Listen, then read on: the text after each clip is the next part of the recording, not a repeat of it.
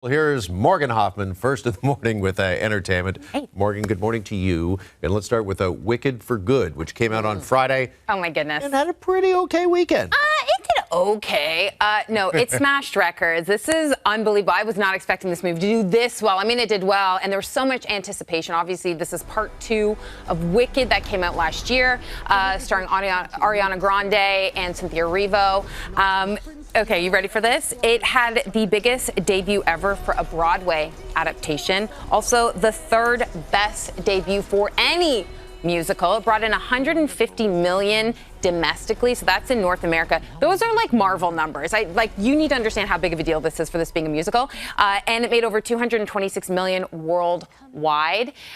This is just phenomenal. And here's the kicker for me. Obviously, so many people loved that first one. And that second one, it had to be good, right? There's so much anticipation. Everyone loved the first one. It is currently sitting at 95% on Rotten Tomatoes for fans. Critics, it's sitting around 70%. Fans, 95%. And that's after 10,000 reviews. Wow. So, wow. Yeah. Not only is it making so much money, but people are loving it. And people are saying, listen, Cynthia Erivo's phenomenal, but Ariana Grande, they're like, this is solidifying her as a box office actress, like a star. Well, it was even a huge risk doing a 2-parter right from the get-go. When I first heard that, I was like, I was like, why? Are we going to love it that much? Yes. Yeah. The answer is wow. What a risk. And boy, yes, yeah. it paid off. Yeah, absolutely. Yeah. All right. We got some, sad news from the acting world as well this morning. Yeah, so Udo Kier is a German actor. He's passed away at the age of 81. You would know him. He's always that actor for me that I see in movies, and I'm like, I love that guy because he's always so recognizable, especially when it comes to horror in the sci-fi world.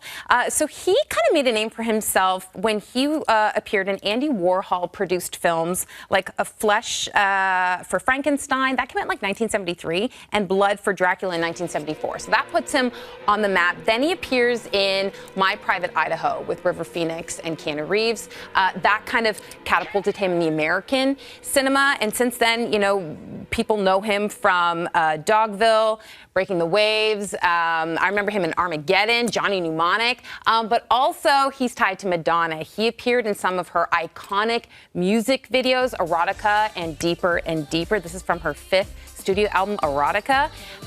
So the cause of death is unknown, but this is somebody, I remember him so much in these music videos. He just has this very iconic look.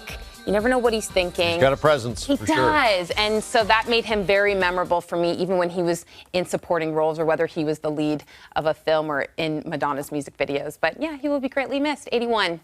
Okay. All right. We're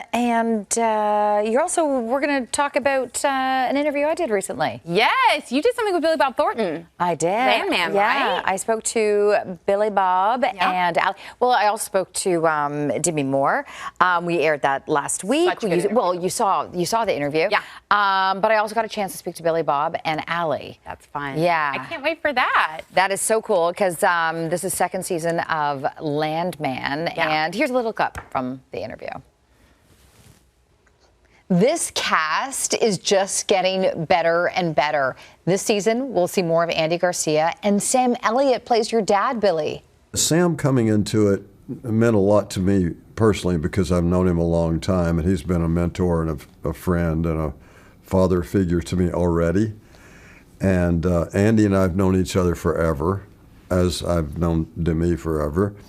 So that's a real comfort zone, and these are old pros. And the relationship with Sam is particularly heavy and wonderful.